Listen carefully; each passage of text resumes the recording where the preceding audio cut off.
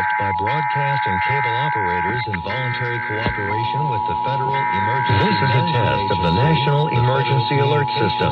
This system was developed by broadcast and cable operators in voluntary cooperation with the Federal Emergency Management of the National Emergency Alert Systems Commission. This system was developed by broadcast and cable operators in voluntary cooperation with the Federal Emergency Management Agency. The Federal Tone Alert Commission ample authority to keep no action in the event of an emergency.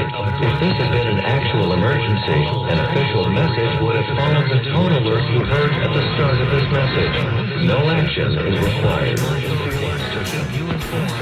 Developed by broadcast and cable operators in voluntary cooperation with the Federal Emergency Management Agency at the start of this message.